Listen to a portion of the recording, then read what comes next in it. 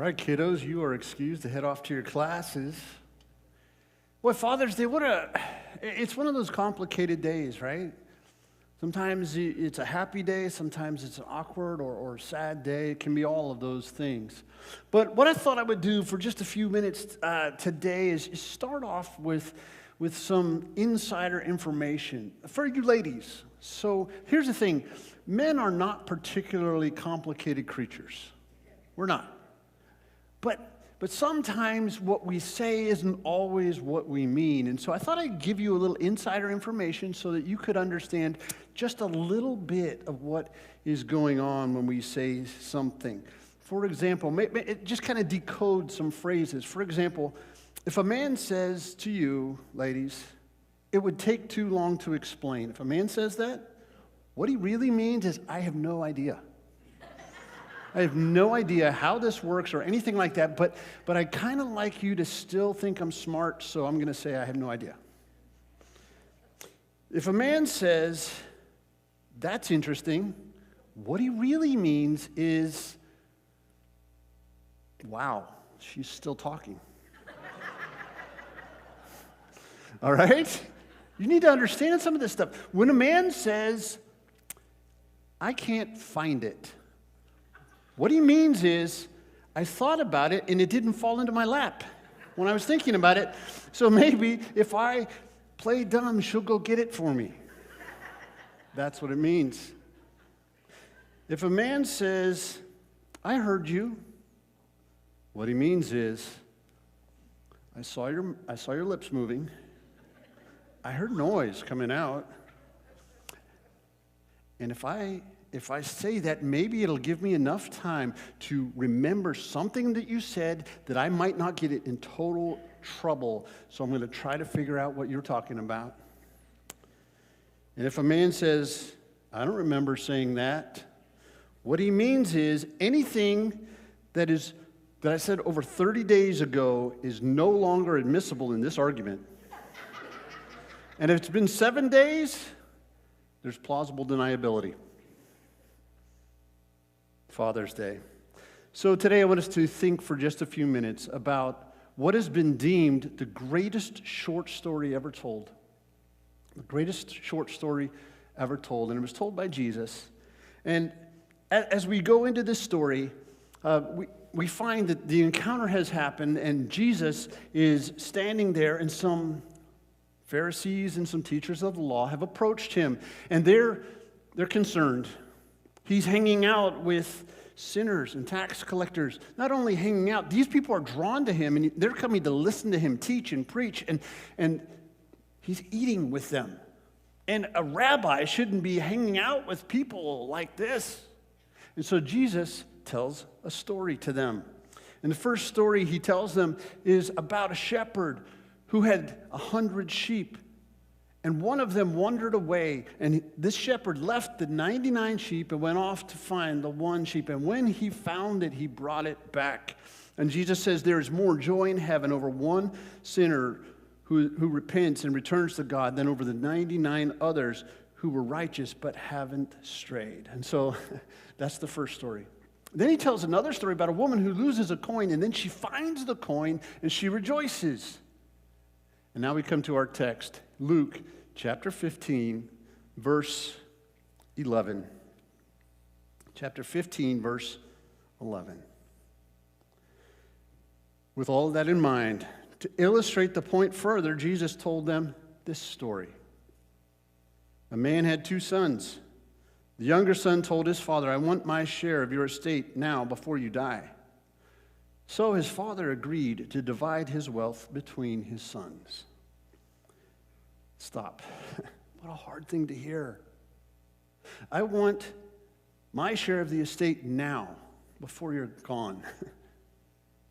There's no emotion. The father just divides it. But the father felt emotion, I'm sure. I'm reading into it because I'm a dad, But it's almost as if your child comes up and says, I kind of wish you were dead, but since you're still alive, I'd like to go ahead and receive my inheritance now.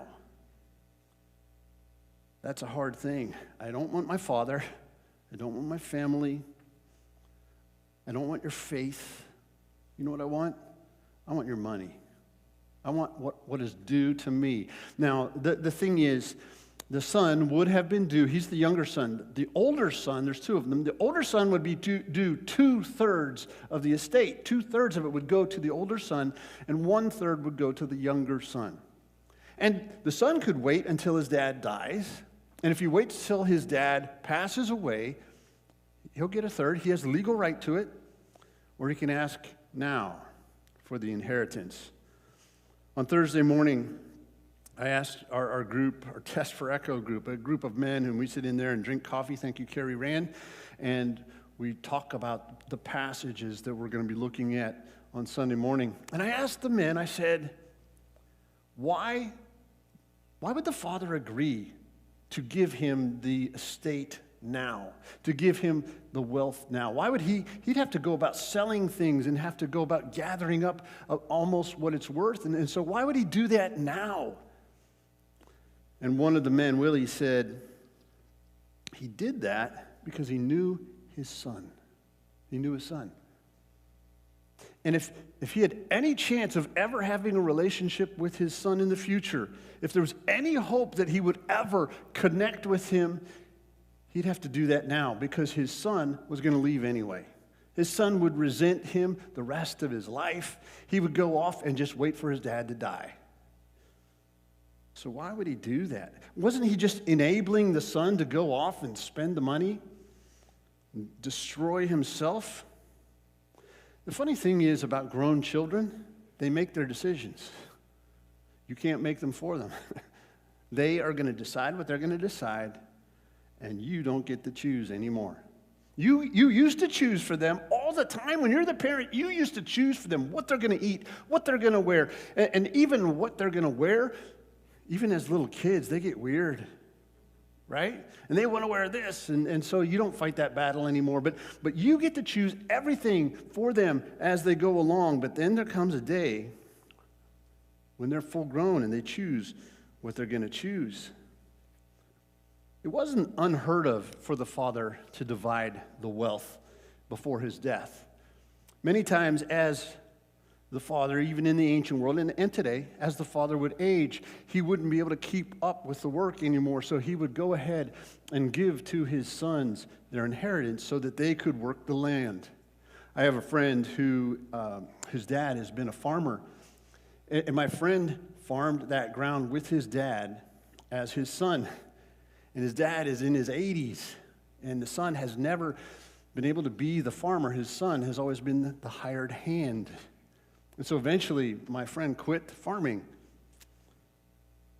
because the dad, even though he lived, hadn't passed the farm on to him. And so you find yourself in that kind of situation. But the father decides to go ahead and give this. It wasn't unheard of. Now, the father isn't happy with the son's choices. The father isn't happy with where this is going, that he's rejected, his family is rejected, his faith is rejected. It's all rejected. The father in the story represents God. Here's the thing about God. God will never force himself on you, ever. He will never require you to love him. It's always a choice. In fact, that's the way love is. Love is always a choice. You can't require, you will love me. You can't do that. You can't require it, but so the father doesn't require it. Neither can the father keep this son as a puppet on a string. Do what I ask. Or like a pet, you ever had a pet that runs away? And you go catch it and you put it back on the leash or put it back in its kennel and it gets out again, right? So you go find it and you're like, I love you, and you stick a leash on it again, right? And stick it back in the cage. I don't know, is that really love? Actually, it probably doesn't count with pets, so let's not use that example. But God doesn't treat you like we would treat a dog on a leash. God allows you freedom, tremendous freedom. And as painful as it must be to watch your child walk away, this father watched his son walk away. Here's the funny thing. As a parent, you don't get to choose your children. You don't get to. You get what you get, and you don't throw a fit, right? You get the child that you get. And whether you wanted them to come out with their mom's nose and their dad's feet. That was weird. Or their mom's musical ability and their dad's incredible sense of humor. That's a little closer to the truth. Or whatever. You don't get to choose that. You get a child that has their own personality in some ways baked in, their own temperament, their own mix of hard wiring and natural gifts and their various issues. Now, part of our children are a product of their raising, if you will. You know, we raise them and teach them things, but part of who they are is baked in from the very beginning. Neither do children get to choose their parents, right? You didn't get to choose who your mom and dad are. This son didn't get to choose his parents. We don't get to choose that. We get who we get. And there are some times that I've wondered, I shouldn't say that out loud, but some people shouldn't have kids, right? And you look at them and you're like, you shouldn't have kids. And there's other people who can't have kids and you think they would be tremendous parents. And so that's the way it goes. We don't get to choose our kids' interests either. We don't get to choose the way they're wired or their gift set or their interests. So when I was a little kid, I have an older sister and 3 younger brothers. There's 5 of us kids. I'm not really a kid anymore, but I was a kid once. So there's 5 of us, and somewhere along the line, my dad's a pastor and was a pastor, and my mom played the piano and did music and sang and that kind of thing. So my dad got it in his head that he wanted to make us into the Von Trapp family singers, right? Like Sound of Music, if you've never seen it. But he had a friend who took his family, and they went to various churches, and they would sing, and then it was nice and all that kind of stuff. So my dad got this idea that we were going to be the Snyder family singers, and I don't know what our name would be, but my mom made all these little outfits for us that all matched. And my dad worked with us. He was going to teach us songs, and we were going to go, and we were going to sing, and the crowds would go wild or whatever. But as he worked with us, he soon discovered we were awful. We didn't get all of the musical ability that the Von Trapp family singers got. It didn't work. Was he disappointed? I'm sure he was probably a little disappointed, but not so disappointed that he rejected us or anything like that. Of course, the Father wanted his Son to love him. The Father wanted his Son with him. The Father wanted his Son to embrace home and family and the faith. He wanted all of those things. Didn't want to be rejected. But even though his Son rejected him, the Father loved him. Some of you know that feeling. Even when your own child rejects you, you still love that kid, even if they're grown. Verse 13. A few days later, this younger son packed all his belongings and moved to a distant land. And there he wasted all his money in wild living. So the son gets the inheritance, and half a sentence later, it's gone, right? It's like going to the grocery store. It's gone, just like that. It's gone. It's wasted. Half a sentence later, it's gone. Money goes fast when you're free with it, right? It took half a sentence. There's an old proverb that says, a fool and his money are soon parted. You ever heard that proverb? Does anybody know where that is in the Bible? Not in the Bible, but it's a good one.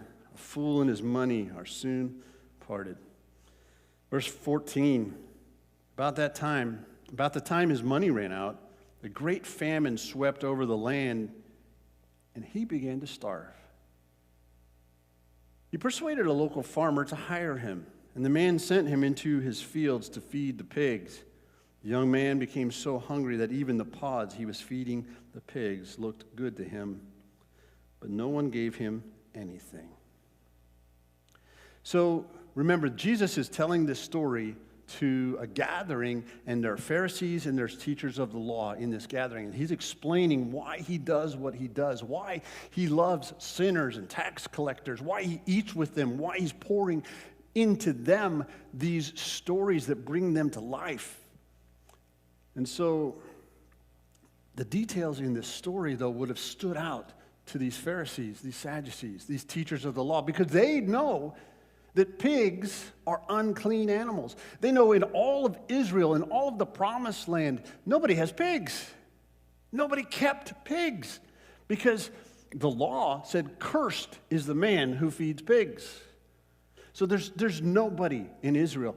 That means the son has left and gone far from home. It means he's gone outside of the promised land. He's rejected the faith. He's rejected the promised land, and he's gone outside, maybe to Samaria, to some other place that's not within the promised land anymore. And they know that because of the pigs. Some of you might ask, wait a minute, didn't Jesus cast some demons into pigs once? Yes, he did, but that took place outside of Israel.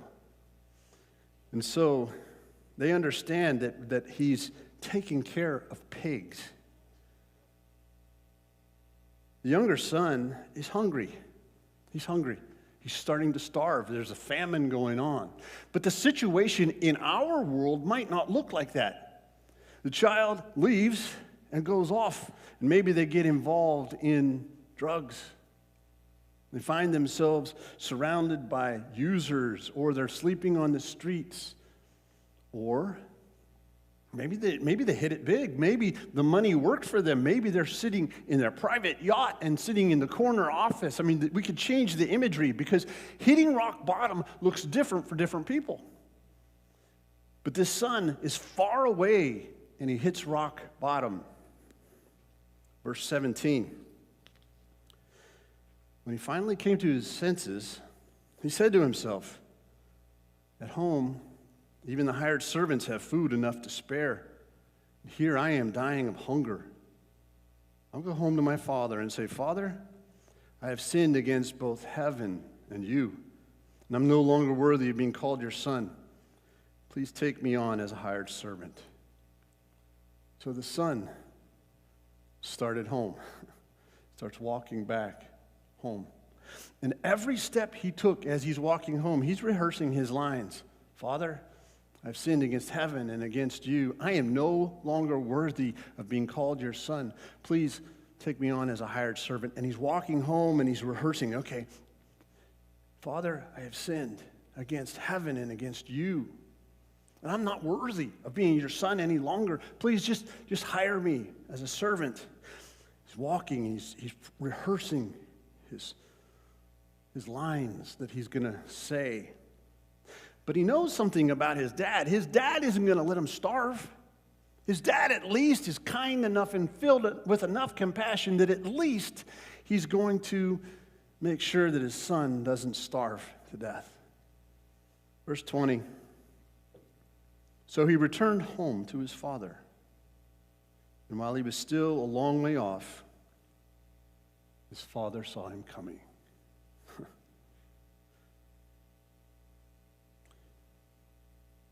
You might not know what it's like to ache for your child. To just ache. To just ache somewhere deep inside. And you love them and they're gone and you want them to come home and you ache for them. And this father, all he could do every day is look out in the distance and ache.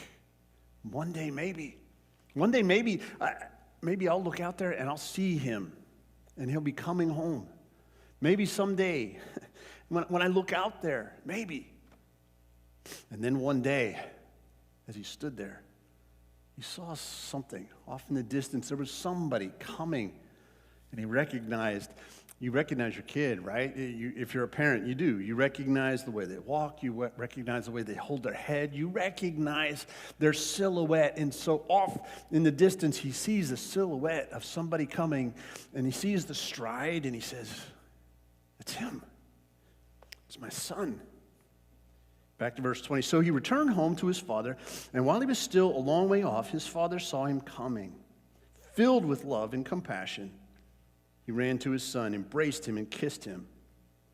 And his son said to him, the line he'd been rehearsing every step of the way, Father, I've sinned against both heaven and you. I am no longer worthy of being called your son. So out spills his speech, right? The speech that he'd been rehearsing every step of the way. Verse 22, but the father would have no more of it. He took the apology. He took it. He took the confession. He heard it. He didn't reject that, but the father would have no more of it. It doesn't say that, does it? It says, but his father said to the servants, quick. It sounds just like a song we just sang, doesn't it? Quick, bring the finest robe in the house and put it on him. Get a ring for his finger and sandals for his feet, and kill the calf we've been fattening. We must celebrate with a feast. For this son of mine was dead and is now returning to life. Is now returned to life. He was lost, but he's found. So the party began. This father, he won't even let the son wallow in his shame, because the son is filled with shame. He has hit rock bottom. He's filled with shame. He's filled with guilt. But the father won't have anything of it. He hears the apology. He hears the confession. And then he says, wait, quick. Go get some new clothes for this boy. He's my son. Get him a ring, a really nice one. Get him a ring and put it on his finger. Somebody, fire up the grill. We're having steaks. Give him some Birkenstocks for his feet. Right? And yes, there is shame. Yes, there's guilt. But there's grace. And the grace looks like new clothes and a ring and steak. Paul, the Apostle Paul in the book of Romans said, where sin abounds, grace abounds all the more. That's the message that Jesus is saying here in this story. And so the story would have a happy ending, but there's just a little bit more. There's a major shift. And now the story becomes about these Pharisees and these teachers of the law. And so the shift happens, but they're represented by the faithful son. Meanwhile, verse 25, meanwhile, the older son was in the fields working. When he returned home, he heard music and dancing in the house. And he asked one of the servants, what's going on? Your brother is back, he was told, and your father has killed the fattened calf. And we are celebrating because of his safe return. The older brother was angry and wouldn't go in. His father came out and begged him, but he replied, all these years I have slaved for you and never once refused to do a single thing you told me to do. And in all that time, you never gave me even one young goat for a feast with my friends. Yet when this son of yours, right? Feel that one. When this son of yours comes back after squandering your money on prostitutes, you celebrate by killing the fattened calf. I don't think it's really about the fattened calf or the goat.